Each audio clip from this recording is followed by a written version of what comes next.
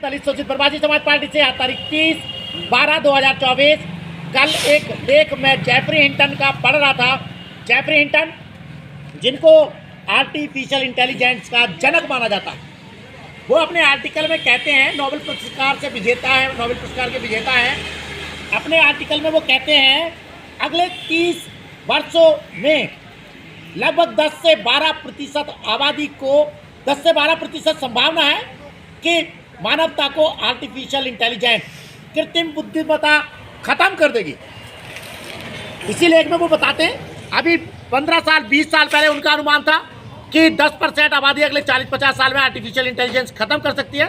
लेकिन जितना तेज विकास artificial intelligence का हो रहा है, वो उसका जनक ही देख कर बोला कि अब संभावना 20% है कि आर्टिफिशियल इंटेलिजेंस इसको मानवता को खत्म कर देगी अगले 30 वर्षों में।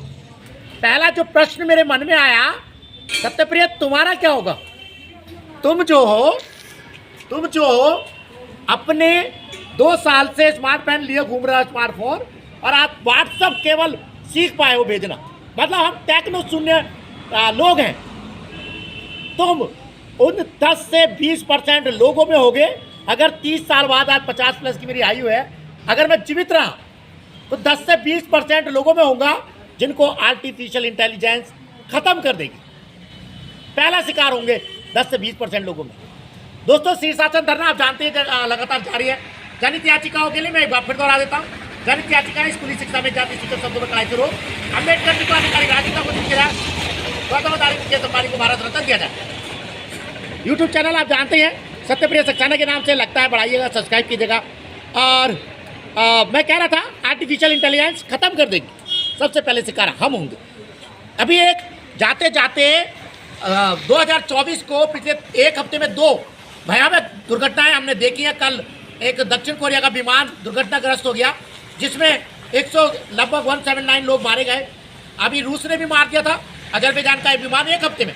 मजे की बात यह, जो गोलाबारी रूस की आर्टिलरी कर रही थी, वो भी आर्टिफिशियल संचालित थी, जिसने एक जहाज को मार गिराया।